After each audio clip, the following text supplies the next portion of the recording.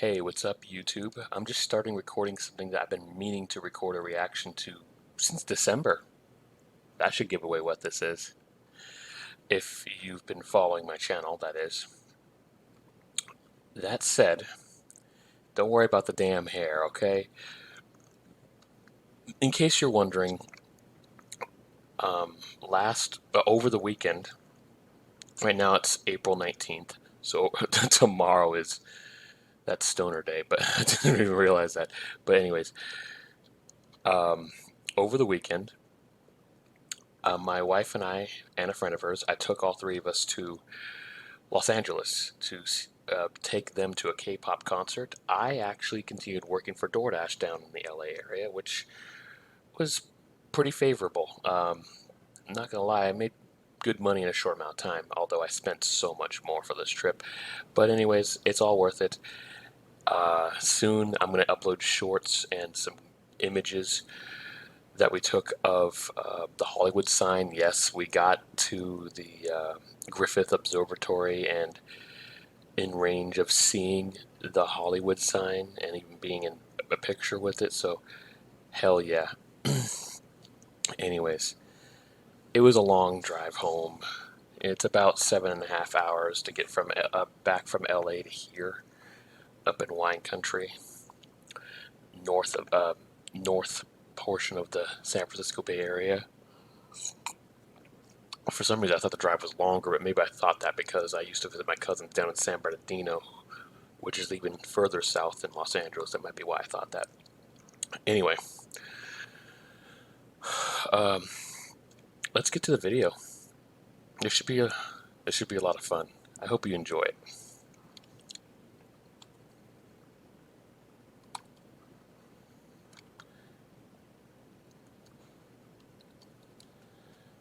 All right. Oh, it's awesome, baby. No, I'm doing the gifts of gaming. I was supposed to react to this in December when it came out. Let's get started.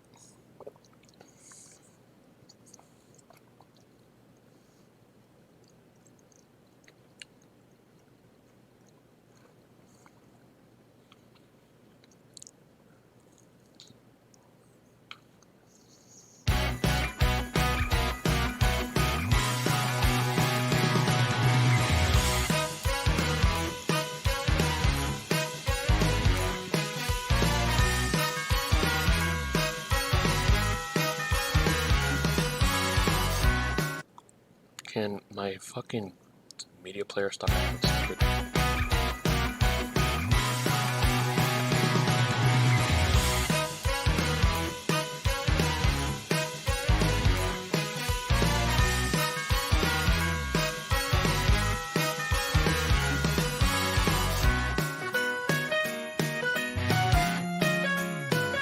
Lame gifts.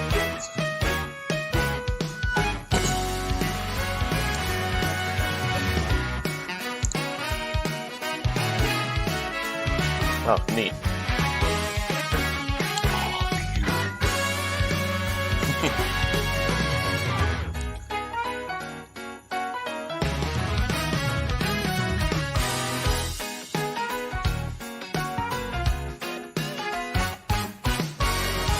Good job with the animation.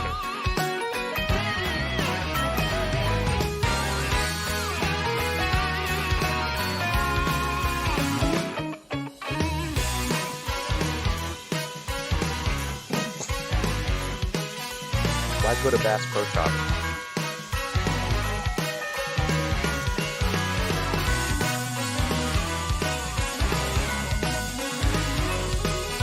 Of course.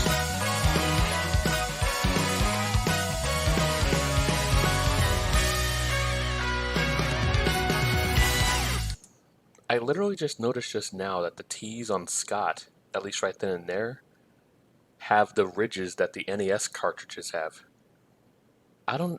How did I just notice that? I feel like that's Okay, well, anyways, in case you haven't noticed that, I have, and now you know. Yay!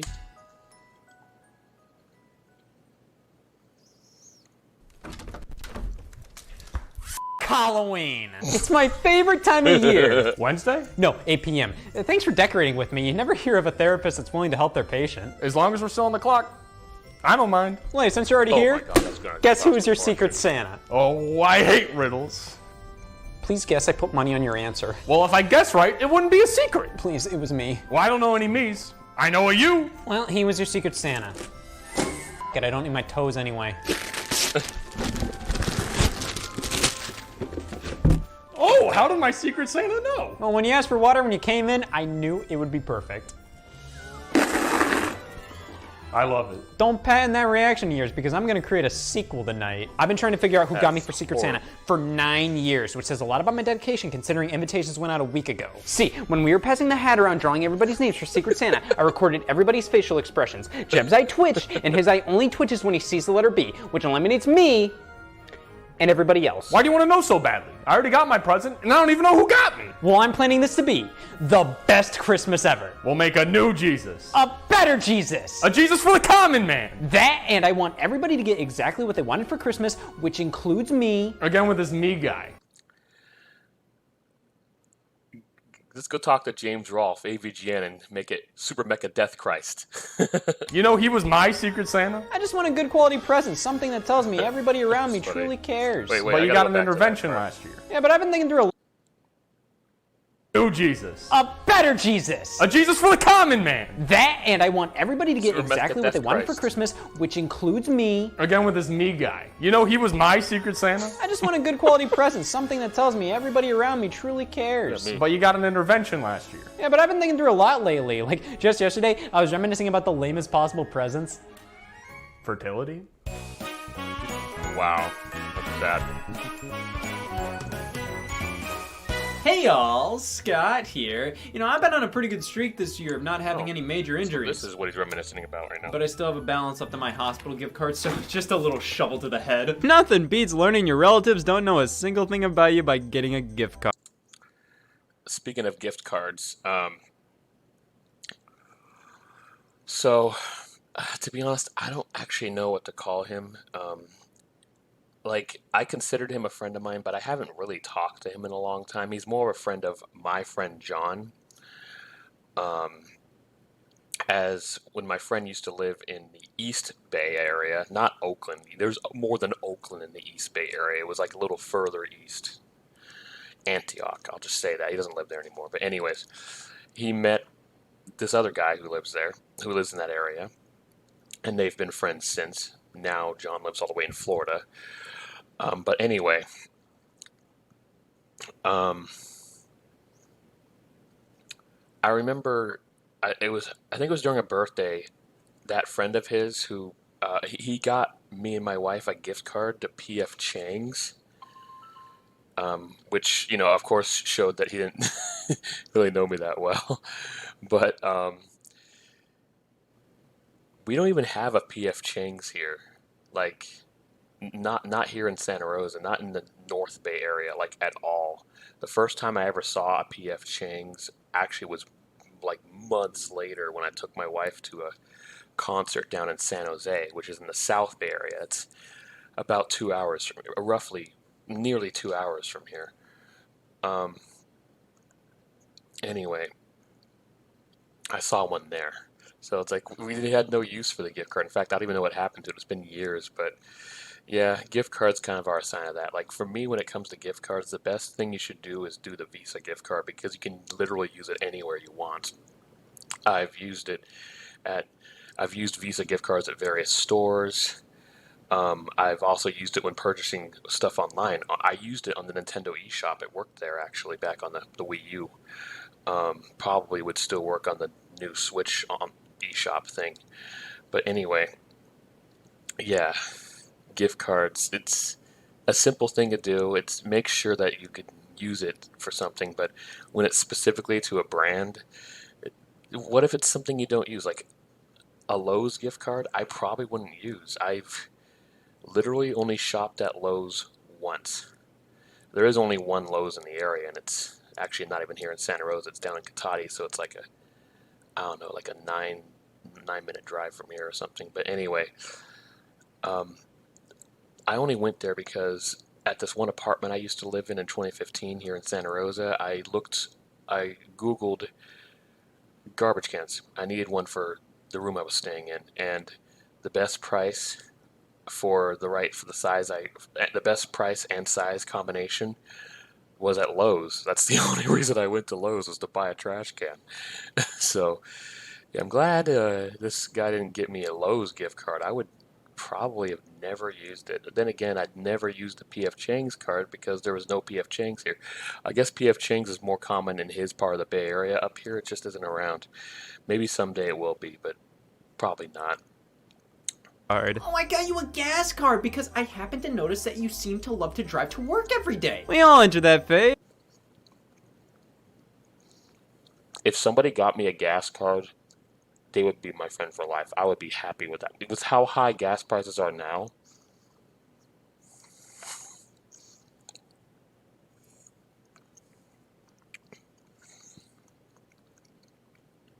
excuse me, with how high gas prices are now,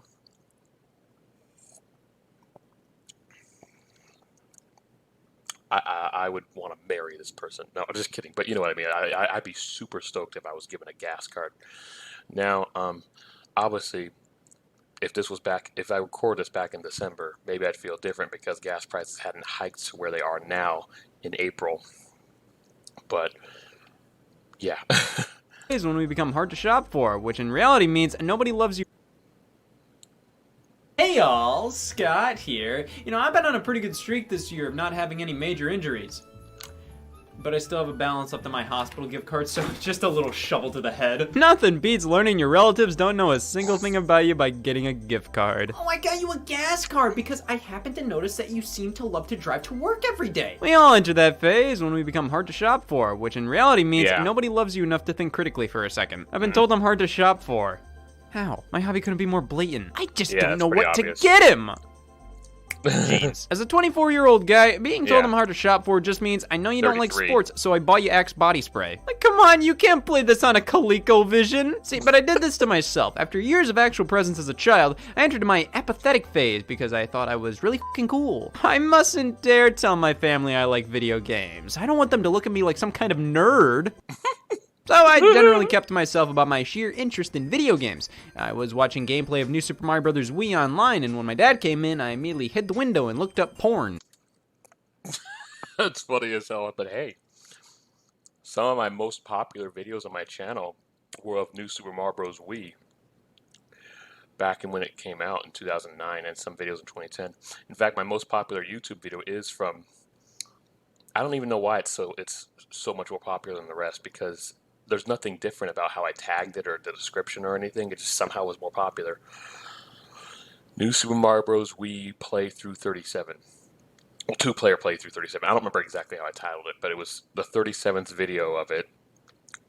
And for some reason, that one has over 1 million views. Yeah, my tiny-ass channel has a video with over 1 million views.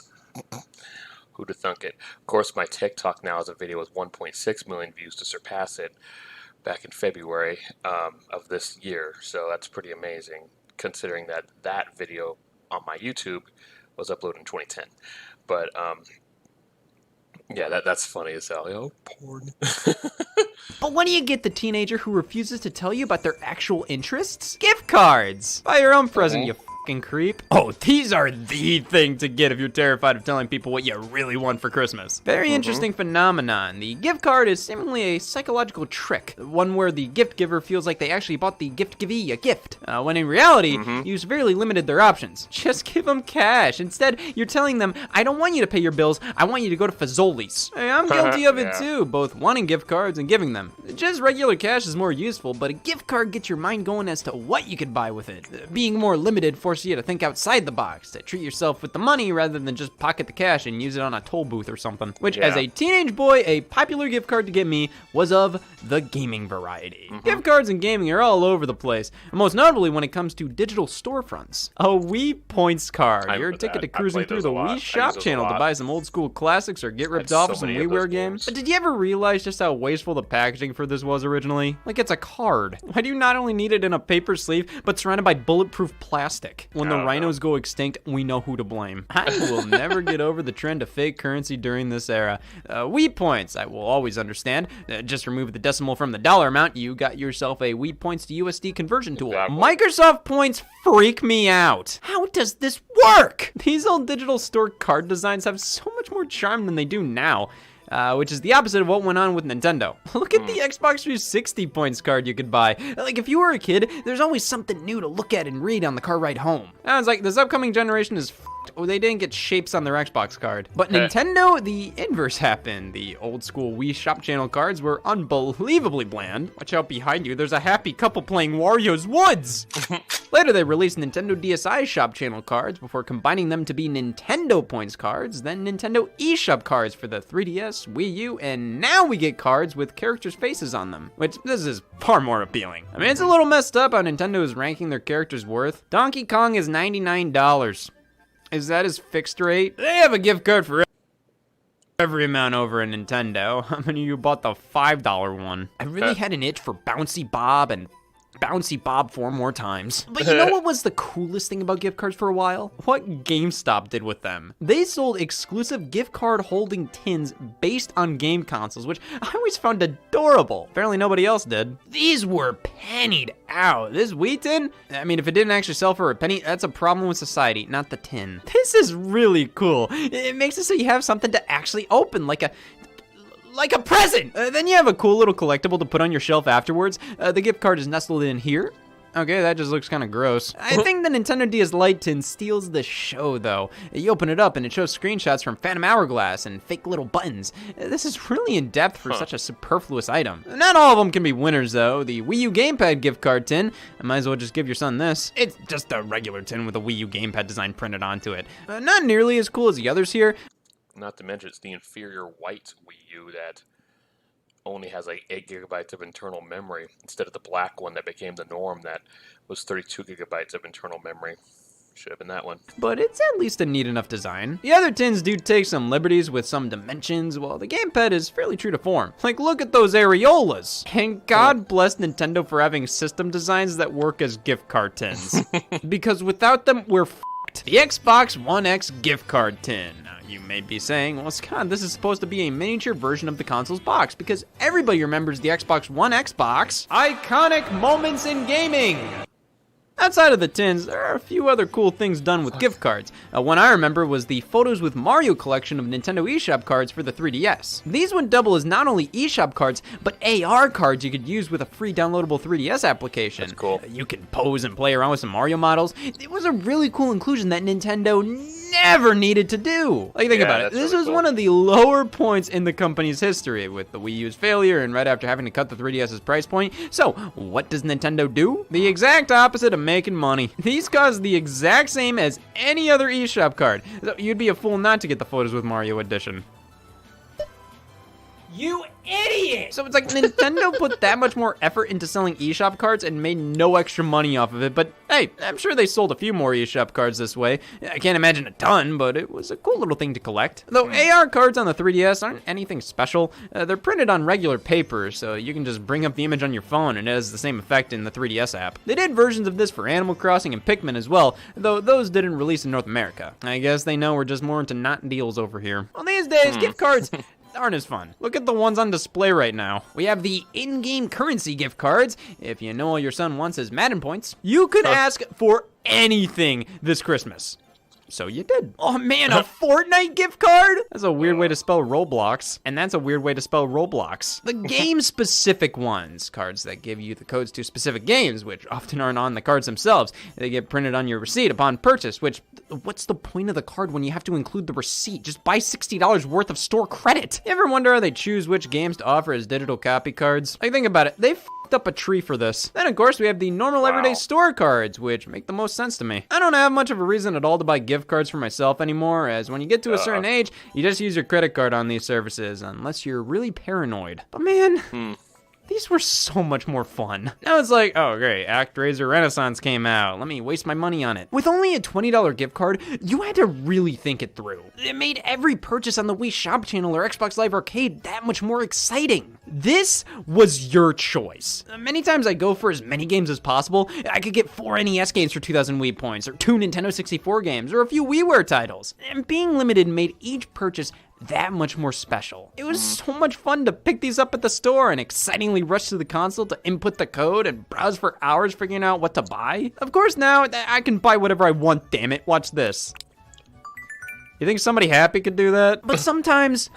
less is more. It really makes you appreciate the little things as a kid. While there were limitations, it made you appreciate the smallest things. Gaming gift cards were a joy to get back then. Now it's like, come on, you didn't just know I wanted Sackboy? But even though they're not as exciting or useful to me now, I will always treasure the thought of getting a Microsoft Points card. And the dread that came with converting it. I think I finally figured out the formula. So 1,600 Microsoft points equals... solve for V-Bucks? What the f*** is that? That'll help me with your sessions moving forward. Thanks for recounting your trauma with me. I was talking about gaming gift cards. Yeah. That's They trauma. have feet, right? Oh, lots. Then that must be them. Listen, help me figure out who my Secret Santa is. I can't wait. Okay. Okay. Well, that's perfect if they did it in segments like that, because I'm recording this in segments. I don't have time to just record the whole entire reaction. I gotta go to work. I'm back from Los Angeles, but straight to work. I did do work while I was down there, but now I gotta go back to work again. I also have to do laundry. But thank you for watching this part of the video. Yeah, the gift cards, it makes sense. I mean, I remember back in the 2000s, I was in my early 20s. In the late 2000s, I was actually. No, when the Wii first came out, I was 18. But, yeah, I mean, I used to buy the Nintendo points cards. They were initially Wii points cards, like you pointed out, and then when the DSi came out, they became Nintendo points cards that you can use on both the Wii and the DSi. And yeah, I had fun with it. I mean, it was kind of neat, I guess, having to buy the cards and then scratch off the back so you can find the code you're supposed to type in on the shopping channel. And I loved seeing on the Wii when, you know, it showed the progress of loading with Mario collecting a bunch of coins, and when he hits a block, oh, you're a third of the way there, and when he hits the middle block, you're 2/3 of the way there, and when he hits the block on the right, it's an infinite coin block, and you're about to actually, you know, it's about to be finished there.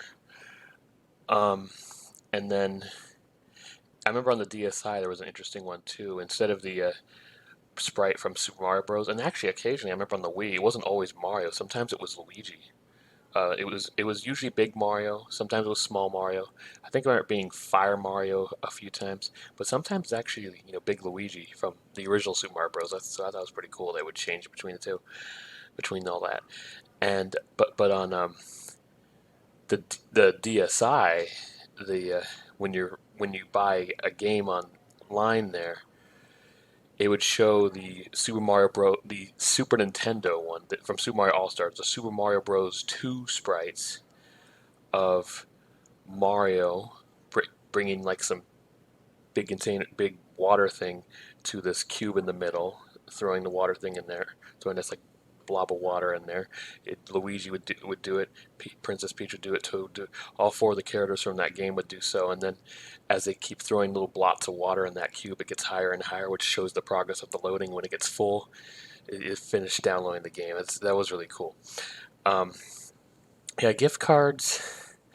Gift cards are the gift you give when you don't really know what to give somebody, and I think the best way to do that is, at least for me, is the Visa gift card, because you can use that anywhere.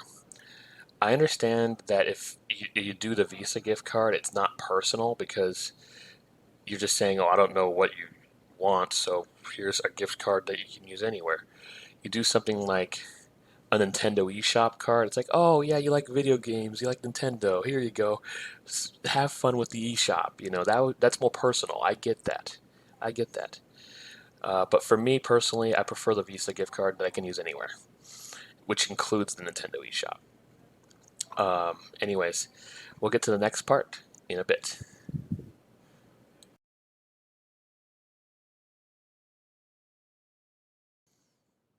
All right, I'm back. Let's continue. Hey, look at my hair. Oh, ooh, yeah, shaved. Might have been funny if I just didn't even address it. You're like, what the hell happened? It is now April 21st. That'll help me with your sessions moving forward. Thanks for recounting your trauma with I was talking about gaming gift cards. me. Yeah. They have feet, right? Oh, lots. Then that must be them. Listen, help me figure out who my Secret Santa is. I can't wait. If you really couldn't wait, your hands would be far bloodier. Hey, Merry Christmas. Here's your work cited. Damn, he's right. I can't believe I was finally able to buy a white guy with dark hair a Secret Santa present. Write that down. You guys, something crazy happened on the way here. Oh no, this guy.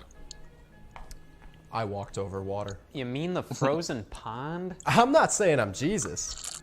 I'm saying I'm Jesus Christ. Anybody giving off major they got Scott gift vibes? That depends. Are those vibes stinky? Sure. What the hell? Stink much? You get work off for the holidays? Nope. Uh-oh. You should be at work. Don't worry. I forgive you. Why is the Target employee wearing a Wendy's visor? The fuck? And yeah, this was filmed, uploaded during the holiday season. If you're working at Target, you're working in overdrive during the holidays. That's just how it is at stores, at big stores like that. So you really think you're the reincarnation of Christ, huh? Yes. Oh man, I hear words. What are they? Let's just say if your name's Satan. You don't want to know. Wow. What do you call those things? Gifts. Who are they for? Mine's for somebody. Frankly, a person whose name stands out of a crowd. Some of the best vowel and consonant uses I've ever seen. Oh, that narrows it down. Weird. Nope, not stinky enough. You don't have the vibes. Yeah, I've been taking some supplements. So you didn't get Scott. Nah, I got Target employee, but whoever wrote his name misspelled it with a B. Of course. Nobody has time to use G's anymore. So what? You're trying to figure out who got Target. Scott for Secret Santa? Is it really that obvious? Well, maybe we can think of all the types of things Scott might have got, shake all the presents, and figure out which one sounds like it's the most for him. No. What if somebody's giving us a rat? Oh, I won't be caught dead shaking a rat. So we agree this is a stupid idea, which leaves us with plan B. Well, seriously though, what kind of stuff would Scott want? Maybe we can ask the guys and see what they've been buying recently. You know, he has a whole tape about this stuff. Uh-oh. Hey y'all, Scott here. What do I want for Christmas? For some tree to get absolutely f***ed up. That works. What the f do I do? That's where the holiday gift guides come in. These giant fat books. Like oink oink, Mr. Cow. Ever have a really hard time figuring out what to get somebody you should know inside and out by now? I'm suddenly thinking about that two-part Christmas episode of AVGN back in 2014, 2015, I forget what year it was. The AVGN wish list episode, that was a really good one. He mentioned these wish books at the beginning. Oh, like how do you not know your dad's shoe size? Oh, these books are here to help. Bingo. As a kid, your natural instinct was to thumb through these catalogs with an ass-red pen and make sure mom knows damn well your priorities. It's so much easier this way, because how often do you know off the top of your head everything you need? A septic tank. Having nearly everything sellable right in front of your face definitely helps, but that's considering what these guides were like back when they were new. Now, they're straight up time capsules. This is the oldest one I own from the holiday season of 1983, the Video Game Christmas Guide. Why do you have that? You were born in 97. I'm born in 88. I wouldn't have anything like that.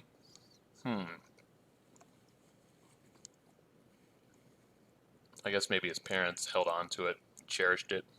Let's see. They suggest the Magnavox Odyssey 2. Okay, the Odyssey 2, the Odyssey 2, and the Odyssey 2. I think this fits the term propaganda well. Who do you think you are calling a Magnavox Odyssey 2 at a video game gift guide? None of those words apply. This released just a year before the Odyssey 2 was discontinued, so I'm sure they cheaped out on staples by going with this folder-esque design, but in all honesty, this is pretty cool. It gives you the opportunity to turn any of these pages into posters. Pop this on your wall, blast some metal, and tell mom to off. The next oldest one I own is actually from Japan. This one is a part of the long-running Japanese magazine Weekly Famitsu. Released in November of 1991 and covers Famicom, Super Famicom, and Game Boy releases. Yeah, English may be my first language, but Japanese is tied for second along with all the other languages I don't know. Of course, taking into consideration the fact I can't read any of this, at the very least, thumbing through and seeing all the pictures is somewhat appealing. I mean, If we're doing it that way, English is my first language. American Sign Language is my second language. Thank you. I actually forgot most of what I learned in American Sign Language, but I'm hoping to relearn it again, actually. My third language, I guess, would be Spanish. I don't know very much Spanish, like at all, even though my wife is Hispanic herself, and so is her family, and I should learn Spanish so I can better communicate with members of her family who don't speak very good English. But, yeah, I guess it would be like that. And fourth would be, I don't know, French. I know a few words in French. Francois, or whatever French is in French, that is. Or maybe German the next, I don't know. Scheiße. I don't know, but, yeah. Then below that is like everything else. I don't know any of the words. I mean, I know konnichiwa for Japanese, but yeah. Yeah, Scott DeWaz is like most people here. We don't really know our foreign languages that well. It's kind of cool to think there was a time when Hattress was just coming out.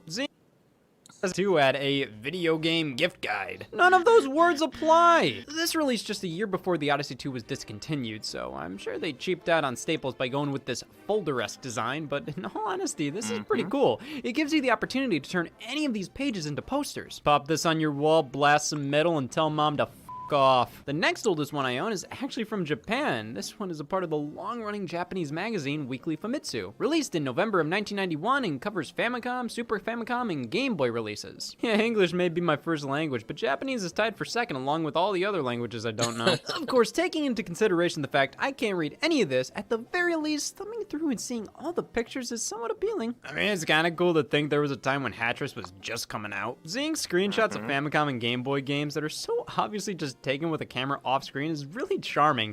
When I was a kid, that's how I would have put together a video game magazine in Microsoft Office or something, so it's really cool to see actual professionals use more amateurish techniques, even if it's only because that's all they could really do at the time. Now, I will reiterate.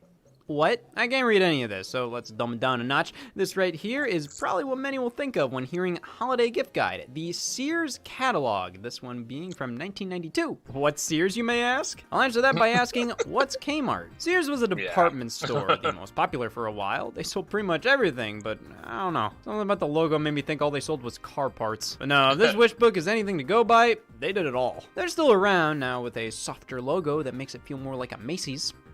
That's gotta be plagiarism. But they're Yeah, feel like a Macy's, but definitely far less successful. Macy's is still it's still going pretty strong. Sears, we actually used to have a Sears here in Santa Rosa. In fact, the bag that I carry this laptop in, I bought at Sears before they closed down back in.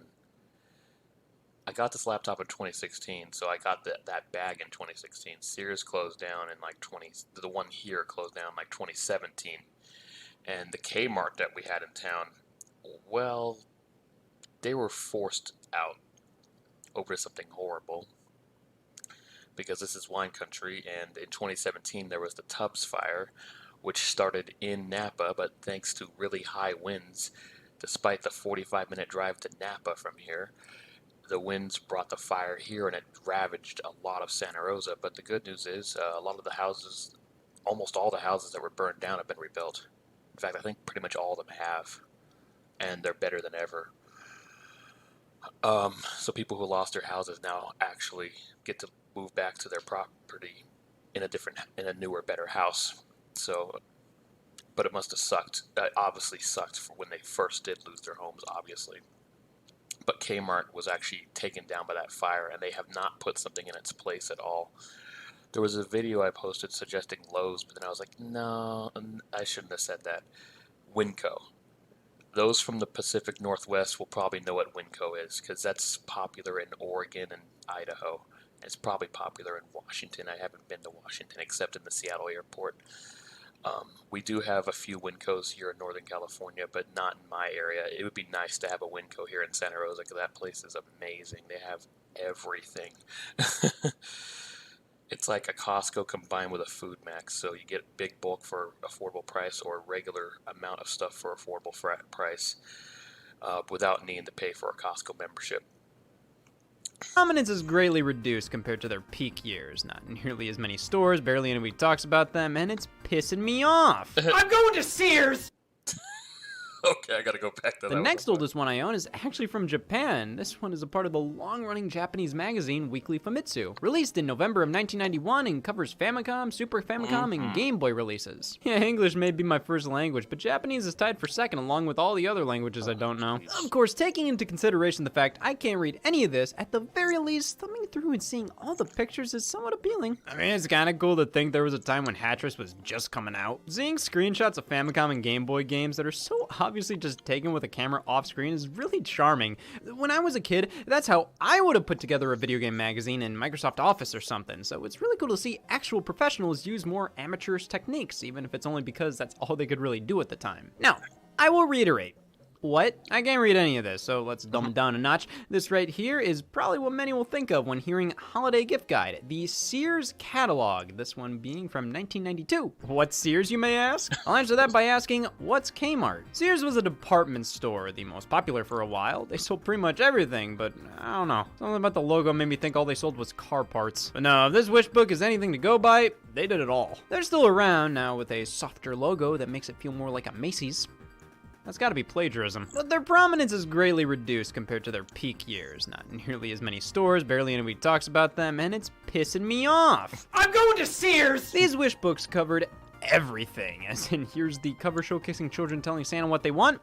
Lingerie. Collegeopoly. What kind of jerks can't get the Monopoly license? For style points, they include NES games and accessories in with this listing for crew necks and cargoes, because I'd like to see you play Metroid in anything but. I like this because it shows how everything was back in 1992, not just video games. Pants were different back then. Or how novelty fish merch was just getting started. A personal tanning bed for $2,500? I already own a flashlight. This counts. Ha! Grooming kits for kids. It's not what you think! Yeah, they were doing play shaving kits with Batman and Ninja Turtles licensing, which makes things better. This came from Batman. Oh, a Barbie party bake oven. That's just an easy bake oven, you coward. You know, I always wanted an easy bake oven as a kid. I mean, why wouldn't I? I could make cake whenever I wanted. But of course, the boy version was called the Queasy Bake Oven and only had gross sounding recipes, because obviously no boy would ever want to make fucking brownies. Yeah, that's nasty. Come on, what the fuck? Freaking 90s. Don't get me wrong, I grew up in the 90s. I loved the 90s, but the gross out humor that was at the time was just kind of weird. When you mentioned the Easy Bake Oven, it made me think of a classic episode of C-Lab 2021 in the early 2000s. It was actually the first episode of that show I ever seen. I tried binging that show on Hulu many years later. Could not really get through the whole thing. It eventually just kind of sucked. But in season 1, there were some classics, like how the captain was just going, and people were like, "What's wrong?" He's like, "I can't find my happy cake oven." It's like he's going crazy, or really a easy bake oven, but they're calling it a happy cake oven, because it's the show. But like, what the fuck? They did some weird shit in that show. I can't believe it. Every time I hear Easy Bake Oven, I'm thinking about the captain just completely acting weird all about because he doesn't have his happy cake oven or easy bake oven. Like, what the fuck? Oh, hell yeah, the little computers for kids? This one looks pretty high tech, all things considered. We spent No. $50 on this thing and all he's typing is horse. The hell, they had gamer chairs all the way back then? I thought those were invented in the mid-2000s to keep the Xbox fans down. I have back problems and play Halo. That's just too much. Character sleeping bags. Out of all of these, why would you pick the car that's half shown or the rollerbladers? I want to be inside that. The photos here are quite impressive considering that pretty much every product has kind of an Playmobiles. I elaborate like photo Playmobiles. shoot setup. Like, look at these toys, all having thematically appropriate backgrounds and terrain. For an arrow I really like those Playmobiles. I had so much fun with them growing up. without Photoshop, this is really cool. A rector. Yep. He agrees. I even have collectibles, autographs, sports, and pop culture memorabilia. Oh my god, did that kid actually understand what erect means? Like, seriously. He had that look, like he knew. Or maybe the director who told him to pose for the picture knew and just couldn't help himself. I want to be inside that. The photos here are quite impressive considering that pretty much Playmobil's every awesome. product has kind of an elaborate photo shoot setup. Like, look at these toys, all having thematically appropriate backgrounds and terrain. For an era without Photoshop, this is really cool. A rector. Yep. He agrees. I even have collectibles, autographs, sports, and pop culture memorabilia.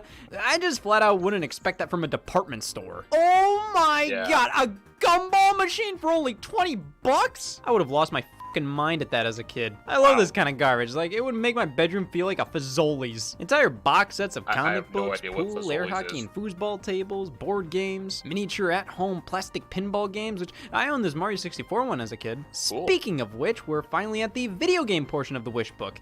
You know, this thing goes all over the place. I'm not sure how they're organizing it. It's like, here's a section for kids, then here's underwear, Mom. Well, firstly, we got the Game Boy front and center here alongside Yeah. LCD games by Konami. Only 20 bucks a pop, but the actual Game Boy games themselves, not bad, only around 30. I always love this Game Boy carrying case. That looks just like a Game Boy. But weirdly enough, no screenshots of games for the handheld. While on the next page for the Atari Lynx and Sega Game Gear, we get nothing but Bill and Ted, time-traveling righteous dudes on a wacky adverb. The Turbo Duo was $300. Moving on. Right in the middle of the Sega Genesis and Super Nintendo rivalry, with images of Sonic and Mario front and center. The Mario artwork looks ripped from the Japanese manga series. Sonic, well, they used the Japanese design compared to the North American one. Yeah. This book is just flat out fun to look through. I mean, I think everybody gets a kick out of just looking at toys. Look, you can be Nickelodeon. But there's so much here that I feel like vintage Sears wish book should be held to a higher standard these days. Historians should scoop these up and treasure them, as nothing else will give you a better indication of what was going on this year than this. But the wish book covers everything. What about something a bit more fine-tuned? This right here is an electronics boutique catalog from holiday 1994. Yikes, 96 pages? You're weak. Literally half of this entire catalog is PC software, which, hey, at least old school PC games had some of the coolest boxes. Since they weren't restricted to a standardized format, they could do trapezoids, tombstones, or just out there graphic designs like front page sports or the bicycle pack of playing cards for this collection of PC card games. These Street Fighter series include Street Fighter 1 and 2 plus bonus Mega Man 1 and 3. Well, then this package is just as much Mega Man as it is Street Fighter. What the hell? Jesus, $30 for screensavers? Like, how is this the same price as Dr. Ruth's Encyclopedia of Sex? And why is Seinfeld more expensive than both? Contains all the information you and your family need to be sexually literate in the 90s. Any other decade, you're Or you're not getting f***ed, I guess, so make your way to American Dream Calendar Girl Screensaver. This is a tough decision. Bro, Metal and Lace contains violence and sexy graphics? Is that a warning or a selling point? Looking for something fun and exciting yet sexier than munching dots or pudgy painters? Oh, go f*** yourself. You losers playing Pac-Man when you should be horny? Limber up those fingers. Comes packed with speed and action to challenge the player in you, and includes the first ever action game plot to entertain you. You really think this would turn me on? You think Pac-Man doesn't, cause joke's on you, it does! Finally, we're out of the PC section, and things start off with the Tiger Electronic LCD games. Jesus Christ. All roughly 20 bucks, except for this Dear Diary one. Obviously, it's a bit more complex, almost like a miniature electronic planner. Speaking of which, did you know Sega made something like that? A Sega Electronic Communicator and Organizer. This entire page is dedicated to everything Sega that barely counts as Sega. The Pocket Arcade, the Pico, Pods. Who the hell are you? Then there's the 4 pages for the Panasonic 3DO. You can trademark the word real. Roughly $70 so per 32X game. That's f***ed up. 36 great holes. Who ranked them? Rayman got this bizarre temporary box art and was referred to as the Rayman. Pages dedicated to different publishers. Oh my god, like you'd think these pages are being utilized enough. Mickey. It's so cool to see temporary box art like this for games so old. To see that they didn't have Super Punch-Out or Uniraces or Tin Star art, so they had to make their own. It's really something else. Well, I'm recording. I'm sorry. Oh my god, video game can trademark the word real. Roughly $70 per 32X game. That's f***ed up. 36 great holes. Who ranked them? Rayman got this bizarre temporary box art and was referred to as the Rayman. Pages dedicated to different publishers. Oh my god, like you'd think these pages are being utilized enough. Mickey. It's so cool to see temporary box art like this for games so old. To see that they didn't have Super Punch-Out or Uniraces or Tin Star art, so they had to make their own. It's really something else. Oh my god, video game prices were ridiculous back then. The fact that Tetris 2 is only $10 less than Super Metroid is a crime. The fact that X-Men and the Great Circus Mystery are both $70, but at least there's a pre-order bonus for Wario's Woods for the player that just couldn't wait. But then Final Fantasy 3 was $80, which makes sense. If you're getting money out of any game, it's probably this one. Though they messed up the name in the descriptions here. Brutal Paws of Fury is more expensive than Super Metroid, Mario Paint, and Donkey Kong Country. That's I don't know why, but he said they messed up the names and I didn't really notice what he was talking confidence. This guy is not. That's confident. Go back a little bit. For the player that just couldn't wait. But then Final Fantasy 3 was $80, which makes sense. If you're getting money out of any game, it's probably this one. Though they messed up the name in the descriptions here. Brutal Paws of Fury is more expensive than Super Metroid, Mario Paint, and Donkey Kong Country. That's confidence. This guy is nothing but pure joy to skim through. Even though half of it is taken up by old PC software, it's kind of refreshing. You don't see that stuff covered nearly as much as old school console games, so it's neat to see everything this guide covers, plus how much it all cost at the time. Each of the big video game companies generally put out their own little brochure, like this PlayStation one from 2002. Live in your world, play in ours. Hey, Stuart Treasure Little Planet. too. Guides like this mainly just focus on the holiday lineup for said system, rather than what's the thing to buy. Though specific games like Sly Cooper and SOCOM get much more space than others, it's obvious Sony's really trying to push stuff like Primal. I really like catalogs like this because they help put you in the shoes of a gamer back then. I only really started to consume gaming news around 2008 or so. To be able to look at 2002 from the eyes of a PlayStation 2 owner, I think it's important. Which doing so would piss off gamers from 2002 because I'm acting like I really know what it was like to be gaming in 2002, but it would piss them off otherwise if I was only talking about how Wii music was my childhood. But hey, 2003 was my childhood, so... Yeah, I liked gaming in the early 2000s. Gaming now is better than it was back then. I mean, that's clear. There's the internet. You can play with other people online. Especially if you don't really have like very many friends, it's easier to, play with other people because you can just go online. I keep my in-person friends in a small group, honestly. I willingly choose to do that. I would rather just have some friends and not like a whole lot. I know some people feel the need to have like as many friends as possible, but to be honest, if you have that many, they're more like acquaintances, and you're probably not even hanging out with them that much. I happen to have like 3,000 or 4,000 friends on Facebook, but that's just Facebook. We're just friending each other for common interests that online, but we don't know each other in person, except for the ones that are on my friends list on there who I already did know in person before Facebook.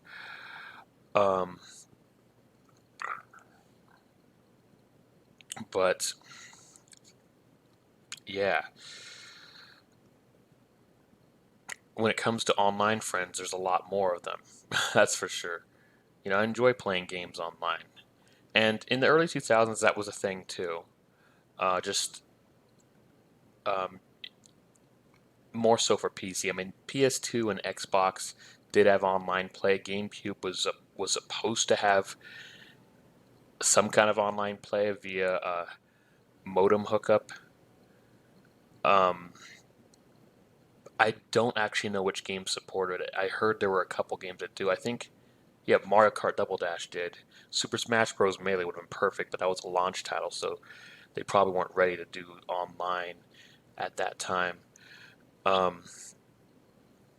yeah, I played some games online back then. StarCraft I played online, which was fun. Just the problem was internet speeds were terrible back then compared to now.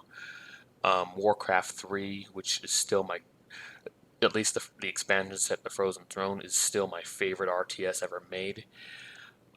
Still won't bother to upgrade to Reforged because they really screwed up with that one. But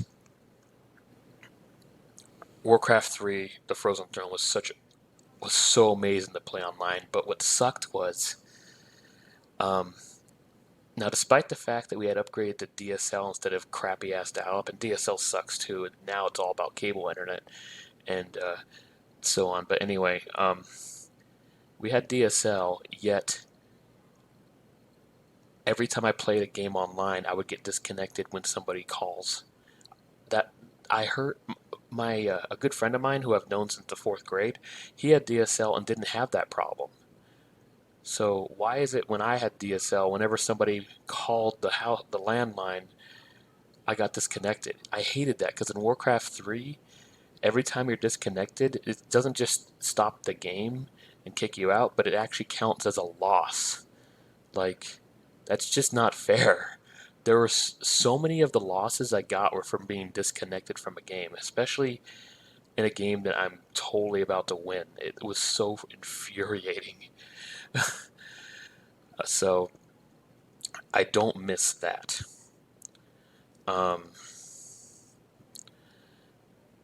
But yeah, I do have fond memories of gaming back then. Mario Kart Double Dash, I had fond memories of. My issue, though, and this was an issue I had back then too, was it wasn't a very balanced game. I found that heavyweights sucked until you got that gray pipe cart. Like, if you drove a cart that had below average acceleration and high top speed, you would never be able to accelerate to that top speed and take advantage of it because you're getting hit by stuff. Anybody who had high acceleration was king. Like, jeez, it was ridiculous. But it was still a lot of fun. I liked that they all had special items and you could switch around and stuff. It was a fun time. Anyways, let's get back to the video. Holy crap. For said system, rather than what's the thing to buy. Though specific games like Sly Cooper and SOCOM get much more space than others, it's obvious Sony's really trying to push stuff like Primal. I really like catalogs like this because they help put you in the shoes of a gamer back then. I only really started to consume gaming news around 2008 or so. To be able to look at 2002 from the eyes of a PlayStation 2 owner, I think it's important. Which, doing so would piss off gamers from 2002 because I'm acting like I really know what it was like to be gaming in 2002, but it would piss them off otherwise if I was only talking about how Wii music was my childhood. But hey, 2003 was my childhood, so I think a Sears catalog from this time will do wonders for me. I can immediately see a huge difference in quality here. This feels much more modern already. A $10 512 games in one LCD game. Arcade-style display? What the hell are you talking about? That has more in common with a calculator than an arcade machine. I was thinking it's that like, too. Oh, this is just like an arcade machine. It exists. Personalized cotton towel, as in they used a label maker? Oh my god, I always wanted one of these portable TVs. That would have been amazing to use that wherever I please, especially if you combine it with the Video Center TV stand. Bring that on a trip, would ya? Looks like some things never change. For all the kids who browse the wish book to circle what they want for Christmas. That's a crotch. Yes, this is a very 2003. Extreme sweatshirts next to Levi's with Levi's in bold red on the jeans. Yeah, the only reason I wear pants is because people know they're Levi's. Yes, the state-of-the-art TV for the time was this behemoth. Honestly, if you're one of those old farts that say things are too complicated now, have fun moving this. What the Yeah. hell? Okay, so Palm handhelds seem to be precursors to the Palm cell phones, but these are more so digital planners. But here are Palm Pack games sold separately, including Rayman and a Sega Classics compilation. I have never heard of this. It turns out the Sega one is a bunch of Game Gear games. I assume this is going to be Genesis games, but no, it's Game Gear. A microwave with a toaster built in. Games. Who the hell wants a toaster on its side like that? You're gonna get crumbs everywhere. Gotta be honest, Good these point. pictures of toys aren't nearly as impressive as the books from the 90s. I mean, those I do have to say though, a microwave toaster combo does sound kind of neat, but it probably would just take up too much space. compositions were intense. Yeah, they're pretty much just putting them on solid color backdrops. It's a huge downgrade in my opinion. But 2003, the mini LCD games have pretty much been relegated to board and card games. I had the Yahtzee one as a kid, and I had a Hangman one. And a poker okay, well, one. I guess by 2003, Sears gave up on video games. Weird considering they still did the Palm stuff. They were selling DVD and CD players and lingerie, but no movies, music, or video games. For that, I suppose we have to look at the GameStop 2003 holiday catalog. Yeah, I was actually surprised. Come to think of it, I'm actually surprised that there was that there were video games in any Sears catalog in the 2000s at all. Because I remember when Sears did have video games, but it was like at some point in the early 2000s that they stopped having them there because I guess it just wasn't profitable for them. People would buy video games elsewhere. This one is far more kind of fucking boring. It's still cool, but every page feels the exact same. I don't understand why most games and products have prices, but then others just have great gift or yes. Like, give me answers. Much like previous years, I really find it compelling to see temporary box art. I mean, this Wario World one, I wish it wasn't temporary. I can go through these kind of things all day, and I'd love to do more in the future. But for the time being, I think this was a lovely trip down holiday memory lane. Because who doesn't look at a $2,500 tanning bed and go, nostalgia? The holidays are a stressful time, but it's important to cherish those smaller, simpler moments because in reality, those are the moments you will remember. Looking at that for controller years over to there. come. Sometimes I remember these books more than the actual Christmases these books were for. And even then, I don't even remember a lot of the products in these books. More so, I remember spending time with my grandma circling products. I mean, those are superfluous memories, but special ones. So, thank you, Sears.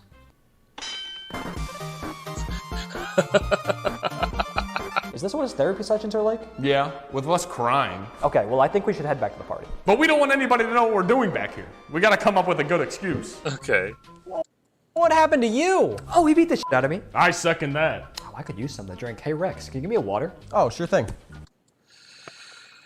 Okay. We'll continue this later. I got grocery shopping to do. I gotta go to work. I'm sorry, it's just a long video, and I have a crazy work schedule right now because of that trip to LA. It was expensive to go there and to come back. Although, yes, I did work down in LA. I'm gonna need to, work my ass off since getting back. But I'm glad I was able to find the time to start recording these, at least even in sessions. So, yeah, stay tuned. All right.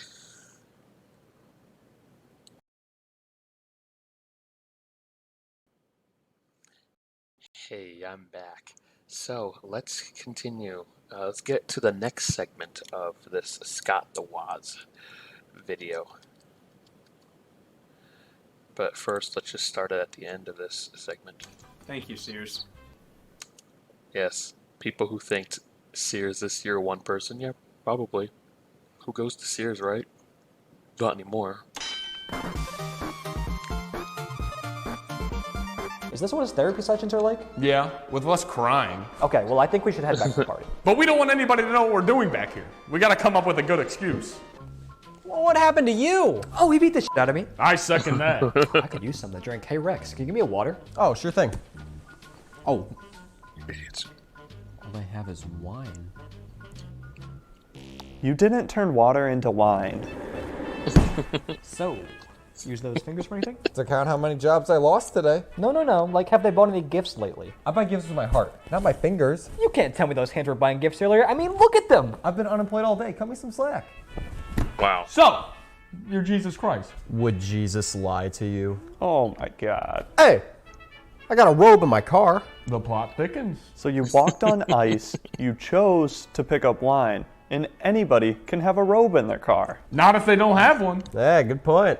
I'll put in a good word for you with Dad. Wow. Actually, can you do me a different kind of favor? Jerry, I'm Jesus Christ, not a charity. Come on, just tell me who you got for Secret Santa. Ooh, I would, but the 11th commandment just went into effect. Okay, let's do presents! Well, I got a certain Target employee for Secret Santa. I'll give it away. I got an unemployee for Secret Santa. Oh, that's me! I got you something at Target for Christmas. Oh boy, what? Something from Target. I thought you could use the support. Oh. And I got our Lord and Savior, Rex Mose.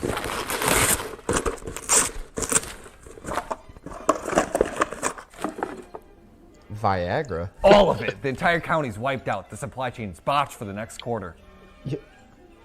You stopped sex for me? As long as I can get an autograph. And Terry, I got you. Which reiterates the question, why can't we just get along? There's nothing in here. What could be more vegan than nothing? I got you, Jeb. Wow. Embrace the geometry.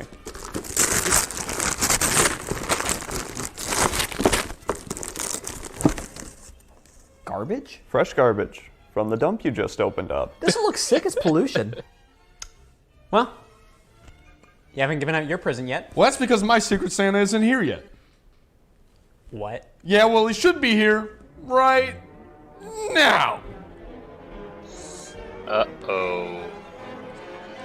Hey, he's shaved.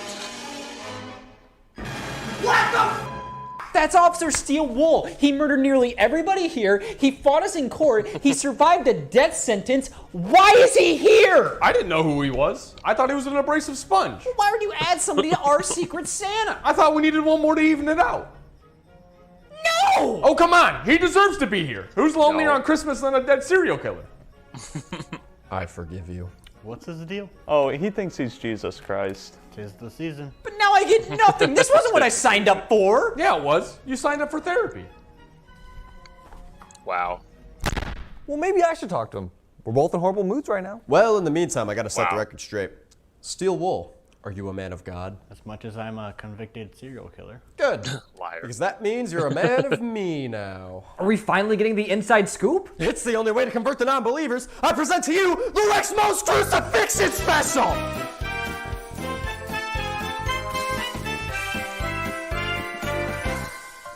Weird. Our story starts, well, my story starts, in the tallest tower of Jerusalem. I was locked up for losing a race to a tortoise, but that's irrelevant. Some called me a liar. I called myself Jesus Christ. But you can call me Rex. It's short for Rex Mose. My mother, bless her heart, was a virgin. And a bear. That's right, a virgin bear. The first of its kind. Bet you've never seen one of those before, huh? Might be asking how a virgin bear gave birth to me. I wonder that too. A camel was there. 3 little pigs came forth bearing 3 separate gifts. Magic beans, and magic beans. I was overjoyed. I planted them almost immediately, and a giant beanstalk shot up. I was overjoyed. I knew then and there, I was the son of Christ. Him? Said the local schoolyard bully. This motherfucker couldn't be born in a manger even if he tried. But I shouldn't say that, because my mother was never f***ed. Me and this bully never got along, but I sure tried. Wow. I told him I was Jesus. Me and my 7 best friends were so close, even if we couldn't see eye to eye most of the time. The schoolyard bully had a friend group named the Disciples, so I named mine the Disciples. I was fairly popular in high school. Everybody wanted a piece of Jesus. I couldn't blame them. I did the sick trick where I walked over water because somebody dared me to, and then afterwards I kissed a frog. That frog turned into our beloved mascot, a wolf. A wolf in my grandmother's clothing. I couldn't stop crying about it. Nobody heard me, so I cut down the stupid fucking tree. I later had to get wooden teeth. Karma's a bitch. I was overjoyed. Any of you go through puberty as Jesus Christ? It fucking stunk. Try telling somebody you're the son of God while you're horny. It just it doesn't work. So I ventured into this garden. Red ass apples. Red as ass. Everywhere. I was really hungry from going through Jesus puberty, but get this, The snake told me you can't have any. And I went, well, why not? And before he had a chance to respond, I took a bite. Bad move. The apple was way too hot. The snake said they were too cold. Then this chuckle Adam and Eve, one person, came out, unmasked themselves, and turned out they were a frog. A frog who I promptly kissed, as I thought the dare was still active. The frog went ribbit and then flew away. From that point forward, I disavowed sex. I had too many Jesus to do. Me and my 7 disciples were walking to school. That was so us. My buddy Judas, who I nicknamed Bluffy, decided to betray me as a joke. I thought it was really funny after I parted Lake Erie. I knew myself I had to be stopped. It was only a matter of time until Lake Michigan wanted a piece of this. That schoolyard bully got the skinny from Judas, that his name was Ponce de Leon. He said, you know what? I'm gonna nail your hands to planks of wood and watch you die. I said, can I have supper first? So, a little inside fact about me. I love supper. I counted all of the suppers I've had. After adding them all up, turns out this was the last. I found this pea under my bed. We had that to eat. Grumpy didn't want any of his. Stinky was full. Smelly was sniffing Stinky's neck. It was a goddamn mess. And Judas, I was like, for what he did to me, I made him drink my blood. He said it was pretty good. Like booze. We started hepatitis. I was like, all right, I'm ready. Let's bring it on. Then these people started beating the shit out of me, all right? They're kicking my ass. They even stole my shoe. Then they said, walk up this mountain with the cross. And I went, no, I'm not doing that shit. That's fucking weird. They stapled my fucking hands to the thing, and I was just hanging there. By the 4th hour, I was starting to get a little pissed. Some guy came up to me and thanked me for dying for his sins, and I had no fucking clue what he was talking about. I was just like, who said I was dying? I didn't sign up for this. Thought I was just getting hazed. So, guess what? I died. Sure Not you my did. finest moment. Moral of the story, don't get crucified. It stings.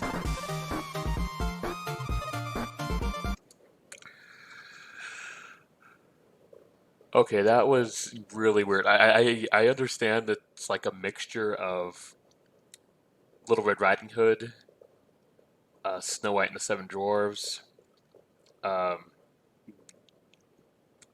the Three Little Pigs, and maybe to some extent Goldilocks and the Three Bears, but there's just one, and of course the Bible.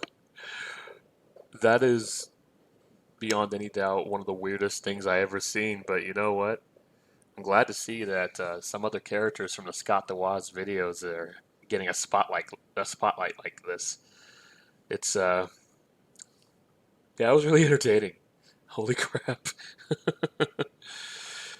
Oh my goodness. Well, I was missing out not watching this when it was new, but at least I'm watching it now.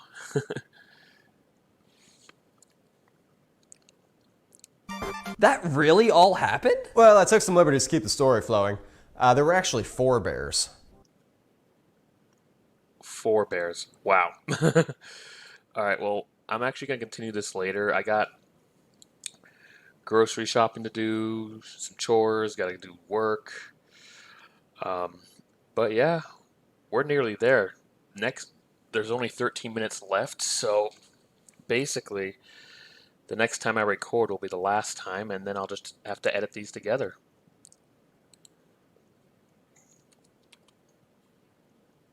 Thank you so much.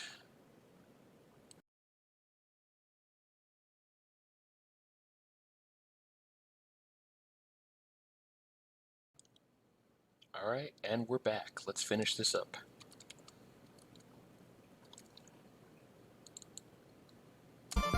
That really all happened? Well, I took some liberties to keep the story flowing. There were actually 4 bears. As an idiot. Wow, nice. Can you teach me how to cry like that? It's not fair. I just wanted this to be the best Christmas ever. Now, I don't even get a gift. A serial killer shows up to my party. I just want to feel like people want to be here because they actually want to be around me, not just because of the promise of gifts or something. I always feel like I'm an annoyance to you guys. Like, the only reason why you show up is just because you get looped into my garbage, not because you actually want to be around me. Why else do I only see you guys like 5 times a year? I feel like I'm a complete annoyance to the people I consider my friends. Like, I to pay my therapist to show up, for God's sake. You didn't. I've actually been off the clock all day. Aww. What? I care about spending the holidays with everybody here, including you. Scott, if everybody here was only showing up for gifts, they wouldn't have come. We're all adults here. If we didn't want to come, we wouldn't come. We can go off and do all kinds of things around, like lose our jobs. Really? The holidays are about being around people you care about. You don't do it for something in return. I may have lost my job today, but if that's because they were wanting me to work today, No, I met Jesus Christ. It looks like we did make a new Jesus. Wow. Everybody does care. They do want to spend time with me. They do want to be here. And we did make this an amazing Christmas. Who even cares if I didn't get a gift? Tough shit, Scott. And either way, I can always just look back at all the gifts I've gotten throughout the years, which I've already done recently. Alright, here we go. Hey Here's the y'all, gifts I've given. Scott here. I have an exciting announcement to make. I am officially old enough to not be happy. Let's talk about nostalgia! I own hundreds of games at this point. It's a bit of a quirk. I mean, I didn't just slip and oops, look what happened. No, I chose this lifestyle. Much like how I chose to not shower this week. And once you own this many games, your personal connection towards them starts to wane. Back when I had like 10 games, I had something unique to say about each and every one. Now, I mean, I can try. I'll pull a random game off the shelf. It starts with an X. That's when you have to dig deep for nostalgia. Think about your childhood games, and what games do you remember more than the ones you unwrapped on Christmas morning? This right here, this was all I wanted Christmas of 2008. Sonic Unleashed. I saw one trailer online, and my jaw dropped. It looked incredible! So, when it comes to Sonic Unleashed, I was already 20 years old when that game came out in 2008. That happens to be the year that I started my YouTube channel. Back then, my YouTube channel was just gaming footage, and some of my most popular videos I ever uploaded were from footage of Sonic Unleashed. So, I'm glad that the game came out, and that I uploaded footage of the Wii version back when it came out. I didn't have a 360 or PS3. I chose the Wii based on the games, and actually at the time when it first came out in 2006, I was a lot more curious about the motion controls than better graphics anyway. And to some extent I enjoyed the motion controls, Wii Sports. There were some shooting games I played that way, but if you've seen my footage of the GoldenEye remake on Wii, you'd see that I actually used a classic controller Pro instead of the Wii remote and nunchuck. But yeah, Sonic Unleashed was a fun game. It's funny because a lot of people a lot of Sonic fans remember it so fondly as the greatest Sonic game. I disagree, but like when the game came out, it had a mixed reception. Like either you loved it or hated it, and the reasons why, the daytime stages where you play as Sonic the Hedgehog, are really great, but people hated the nighttime stages which you played as the Werehog. I actually liked both. But yeah, I found the daytime stages to be a lot more replayable because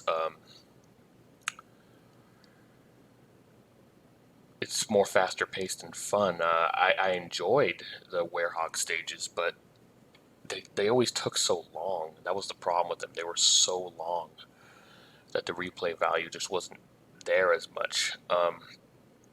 And then people hate Sonic Forces, yet Sonic Forces uses the same 3D engine, 3D style of play for most of the game that the day stages of Sonic Unleashed do. Can somebody explain that? It doesn't make sense to me. I get that in Sonic Forces there's a lot of things they totally missed out on that they could have done in the story that would have made it really awesome. And I've explained this in comments on Facebook. I guess I'll try to quickly explain it here. For example, from what I remember when I live streamed Sonic Forces back in 2017 right here to my YouTube, and then reposted the live streams on Twitch in 2018. Anyways, I think among the characters that were teased in that trailer and one of the early scenes of the game, you only went against Zavok. I don't remember if you ever went against Metal Sonic. I don't think you did. Chaos was taken care of in a cutscene, a poorly executed one.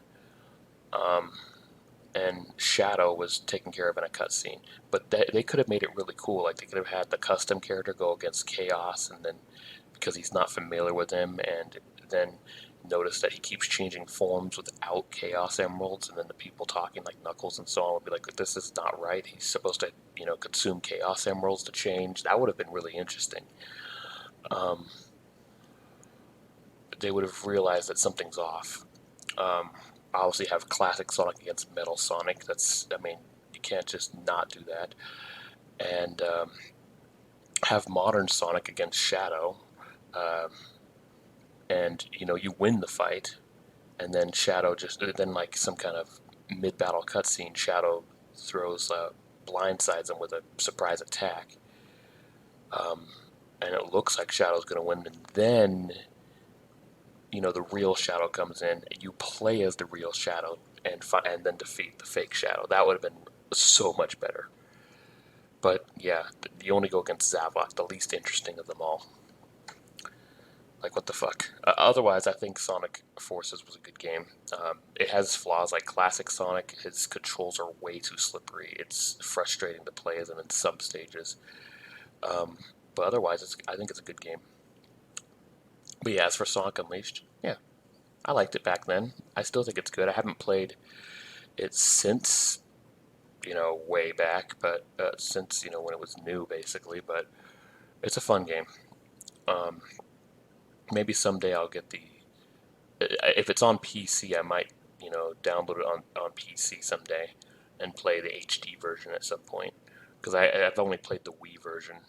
The beautiful graphics, sense of speed. It's almost as if the game was good. Well, the trailer I watched was for the Xbox 360 version. Thankfully, a Wii release happened, as that was my only current console at the time. Once I opened it that Christmas, I immediately popped it into play. And you know what? To an 11-year-old, this looked close enough to the trailers that I wasn't too disappointed. But then the gimmick of this game showed its ugly face. The werehog sections. You know, these aren't bad. It's not like the game is horrible. Sonic Unleashed suffers from the good stages being so good and the werehog stages being so werehog. Sega shoehorned this concept of Sonic turning into a bad bitch at night to appeal to more people, but like this was never what got me interested in the game. How can you have half the game look like this and think that's not good enough? It's all because they couldn't make an entire game's worth of HD beautiful stages that you just zoom right through.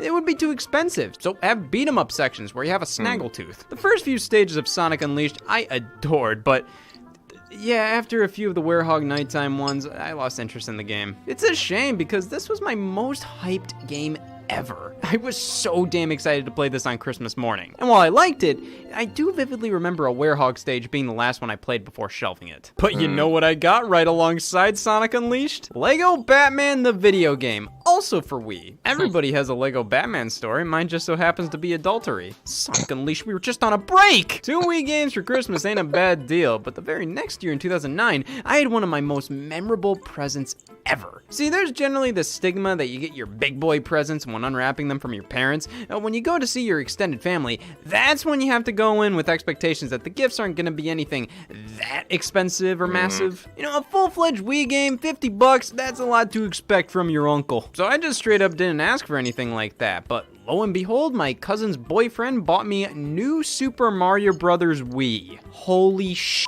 That was the video game for that holiday season. My most popular YouTube video is actually from this game. I uploaded it in 2010. Me and my then friend were playing it together. And I still don't understand why. I didn't like change the description or change the tags or do any specific title for it. It just for some reason has well over 1 million views, while all the other videos are not even close.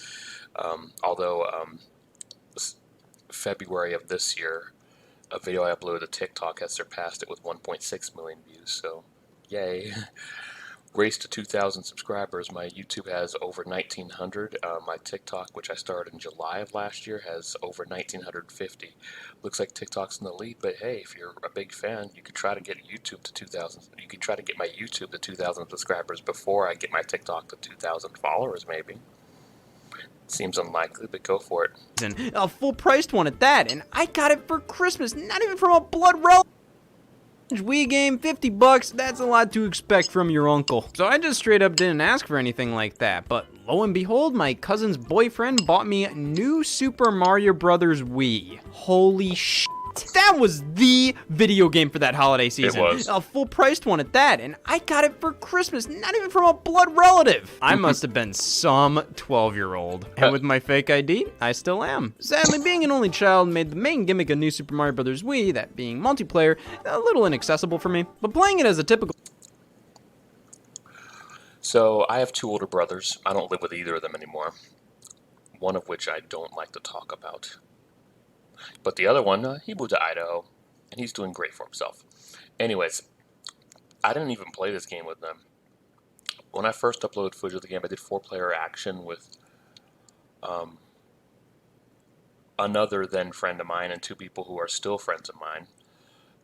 But we only did a few videos because I just found the footage when I was editing it to be kind of hard to watch with how bad some of them were at the game. Anyways, only me and John were actually competent or were actually good at the game while the other 2 were terrible at it. So I was like, I don't want to upload this. No. So then me and my other then friend that I mentioned before in my most popular YouTube video, we did a whole playthrough 2 players. So even though I didn't ever play the game with my older brothers, I still had friends to play it with. So like, come on, Scott, you didn't know anybody to play this game with? I don't know. I mean, I guess since he was a child, it would be kind of understandable. Like, I didn't have very many, I don't have very many friends in general, but it's easier to have more of them or to even have time with them when you're a grown-up because, you don't have to deal with school and homework and stuff, although there's jobs and work and all that stuff, so there's that. That gets in the way a lot, actually, nowadays for me. Mario game, I still had a good time with it, no doubt about that. But I think the rush of getting it as an extended family Christmas gift still resides inside me. Looking back at old family photos, enhance!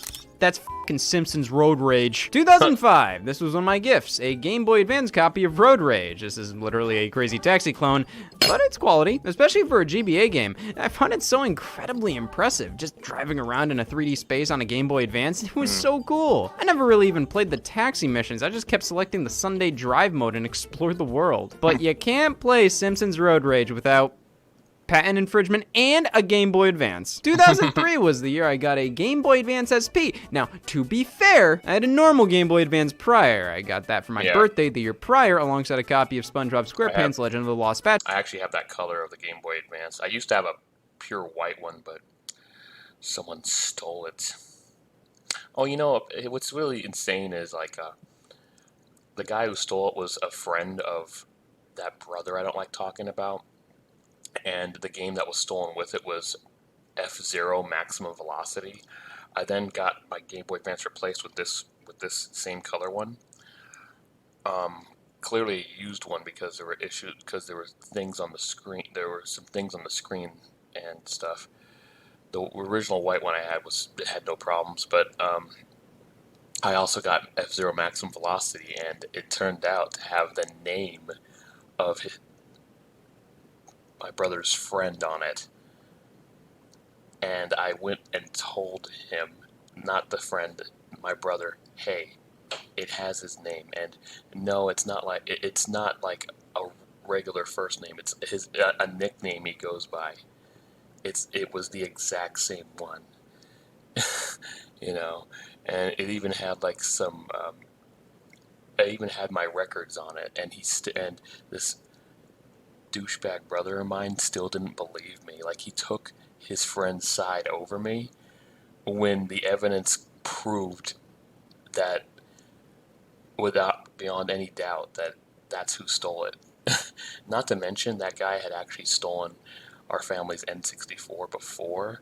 So what gives you any reason to not believe me when I say with all this evidence that he did it? Yeah. By the way, that guy is more of a family friend now. He was out of our lives for a long time because he was a thieving bastard, but I guess he, grew up and changed. But let's not talk more about that. Chill it, because, I'm me. But the very next year, I got the SP model. Yeah, SP model is a lot better than the original. But it's quality, especially for a GBA game. I found it so incredibly impressive, just driving around in a 3D space on a Game Boy Advance. It was so cool. I never really even played the taxi missions. I just kept selecting the Sunday drive mode and explored the world. But you can't play Simpsons Road Rage without patent infringement and a Game Boy Advance. 2003 was the year I got a Game Boy Advance SP. Now, to be fair, I had a normal Game Boy Advance prior. I forgot to also mention that I didn't know about Simpsons Hit and Run until like way later. I remember seeing ads for Simpsons Road Rage when it came out, never played it. And then I learned that not too long after Simpsons Hit and Run came out, and that game is like beloved and amazing. Like, damn, I wish I knew about that game back when it came out. I mean, I guess there's still a way to play it, but I got that for my birthday the year prior alongside a copy of SpongeBob SquarePants Legend of the Lost Spatula because, you know, I'm me. But the very next year, I got the SP model, that gorgeously vibrant red model nestled in a new carrying case. This was my magnum opus, owning a Game Boy Advance SP. No longer needing batteries, the clamshell design made it more compact, the backlit screen made the screen possible to see for the first time ever. Seeing that as a child that has finally seen the light. Fast forwarding to 2011, that was the year I finally upgraded to an Xbox 360 with the Kinect bundle. There was this GameStop deal going on during Black Friday that I convinced my mom to scarf down on. As you can tell, this was at the point where I no longer had much whimsy with Christmas presents. It was more so pointing and saying that, hey, that still made for a great Christmas. Lots of games came as a part of this whole shtick. I got Kinect Adventures with the 360, plus invested in Dance Central, U-Star 2, and GoldenEye 007 Reloaded. And then on top of that, my mom bought me the Gunstringer without my knowledge. How nice of her. This was a pretty fun holiday, just a lot of stuff I wanted, especially U-Star 2. You get to put yourself in movie clips. I adored this concept. The problem was nobody in my family cared to play along with it. Like, I tried to set it up at some gatherings and nobody wanted to play ball, which was so lame. You ever have that? Where you have a dumb little product you want to give a go at family gatherings and nobody wants to look like a jackass for your amusement? Yeah, it pisses me off too. You, Betty. Oh shoot, I got a Wii tower and a chair in 2009? I completely forgot about that. How could I forget being a gamer? Pretty much, the games like these, I will always have that personal connection to. And out of all the products to have a personal connection to, I'm happy it's these video games. Video games can take the form of many gifts during the holidays, whether they're the games themselves, their in-holiday gift guides, or their gift cards. And they're always some of the best presents you could possibly get. But it's everything around those gifts that's truly special. Who gave it to you? Who played it with you on that holiday morning? Yeah. The joy of opening up that present from somebody you care about, or seeing the face of somebody you care about give you the gift. All of those matter way more than the gifts themselves. It truly goes to show that Christmas is all about the experience of being around the people you love. So just don't be a spoiled bitch. Yeah, we don't ever want one of those. Wow, someone looks satisfied. Oh, and Scott's back too. You guys, this is the best Christmas ever. But who even cares? There's no need to rank them, because as long as we're together, every year is the best Christmas ever. All right. Merry Christmas. A little birdie told me you'd like this. Wow, how did you know? I told you, birds! Hey guys, it took some convincing, but after I showed them the true meaning of Christmas, they gave me my job at Target back. I was just demoted to CFO. I assume that true meaning of Christmas had to do with some non-alcoholic, anti-psoriasis, wannabe Jesus. Hey, I gave you your vegan present. And I ate it already. It's over. I guess we'll never truly see eye to eye on this. Or anything. Double anything! Yes. Go not have sex. Go eat a bush! Hey, you guys have really been polishing off that spiked eggnog. Spiked? Egg? Wanna geek out about puking? Very. What Christmas. It's so great. I think even Jesus would agree. Sadly, he went home an hour ago. But even with this being such a great Christmas, I can't help but feel something's missing. Hey. Chet Shaft! I thought you were murdered by steel wool! Well, nothing lasts forever. How did you rise from the dead? Felt like it was because of some kind of funny cult magic. It smelled like it too. I think that was because of us during Halloween! And to think, I never doubted that you would join a cult. So, what brings you here? I got a call from some therapist saying you were all in need of some extra feet for some gift exchange. What? Really? Who got you a present? Steel wool. He got me no hard feelings. I went above and beyond. But I got you. Got you this. Has a letter A in it. Reminded me of your last name. You remembered. Oh boy! I can't wait to own something from somebody who actually cares. Something I'll make the most out of to show my gratification. Something new. Something I don't own 40 copies of. Something I'll get to next year. Okay.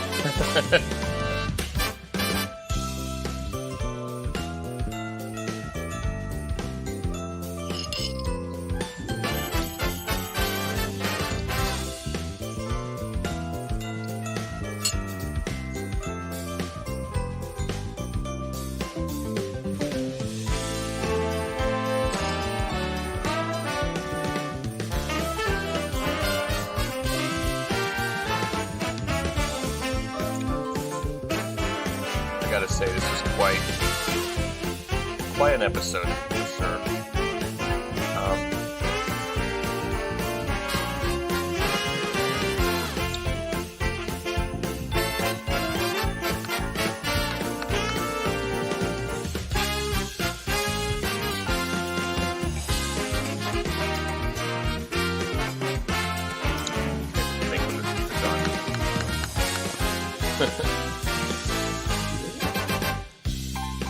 I'm gonna have to admit, because today is April 27th, so it's been several days since I actually had watched this, so it's kind of hard to remember everything that happened all at once. But I have to point out that this is one hell of a Christmas episode. I really liked it a lot.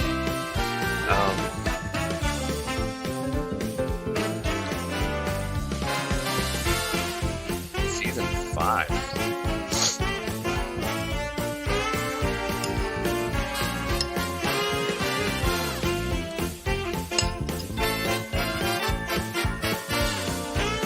I do look forward to him talking about Donkey Kong Barrel Blast. If I'm not mistaken, that's a racing game. I never played it. It was during that era when Donkey Kong games were always just some weird spin-offs. They weren't any. They didn't have any platformers. There was the Mario vs. Donkey Kong series, but that was one. Those are Mario games, not Donkey Kong games.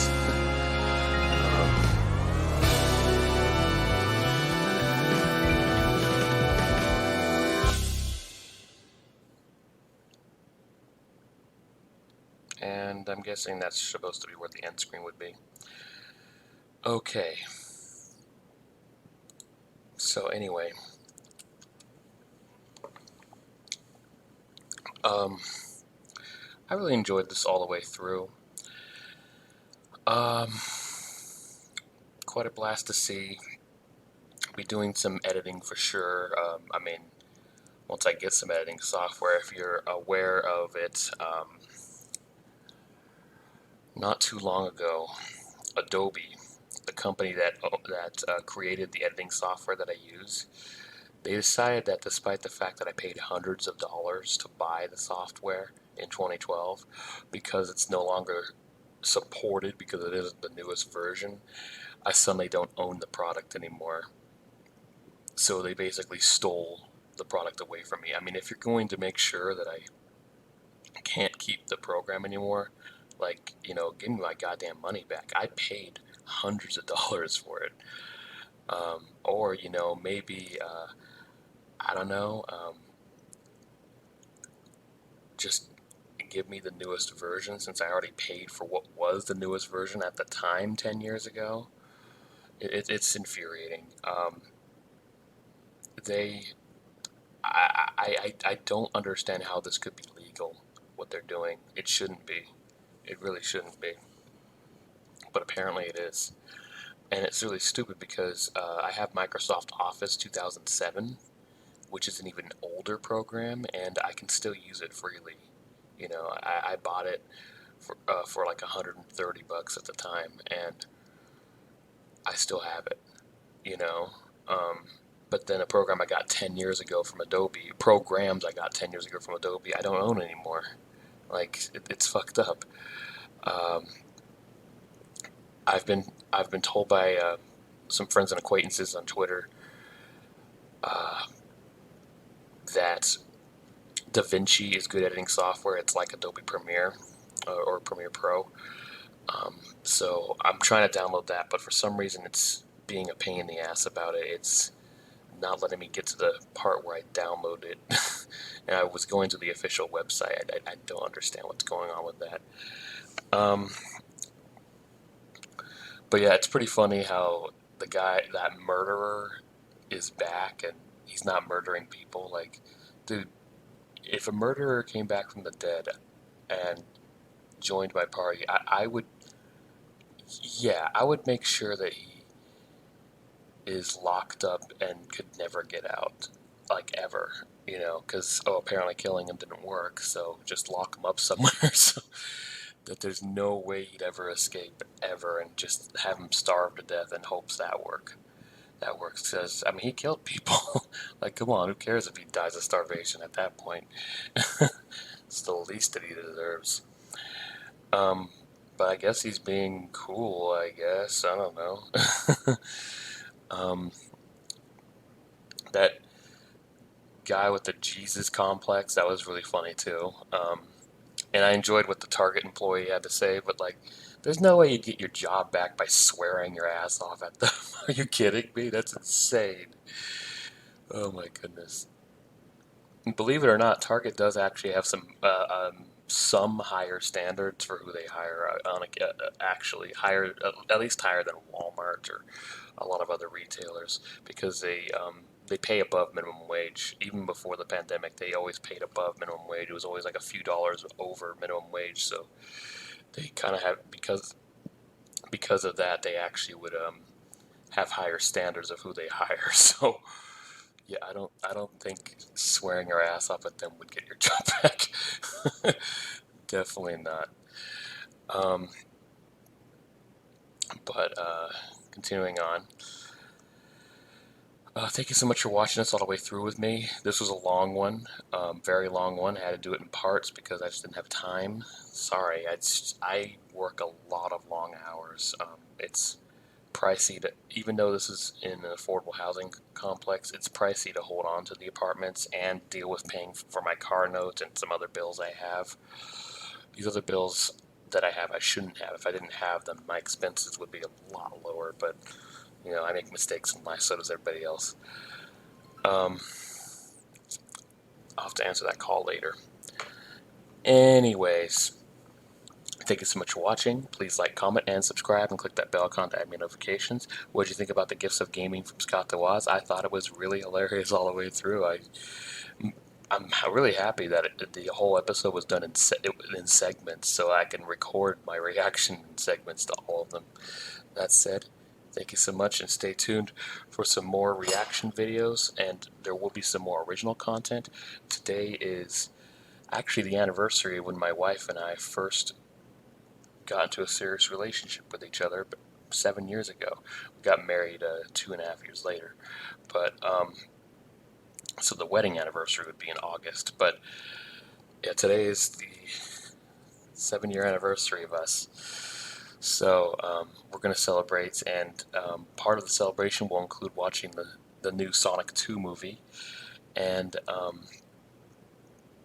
we'll also do some other stuff. We're going to go to Bodega Bay, enjoy the beach, and so on. I haven't actually told her that yet, though. Kind of wanted to surprise her with that. But that said, I'm going to end this. Even though it is our anniversary, she's asleep now, so I'm going to put a little bit of work hours, just a little, get her a nice gift, and come back and enjoy some quality time with my wife for the rest of the day. And after watching the Sonic 2 movie, I plan to record a review of it. How long it will take to edit together kind of depends on if I can replace my editing software, but I intend to do that as soon as I can. So stay tuned. And yeah, there'll be more Scott DeWaz reactions. It's awesome, baby!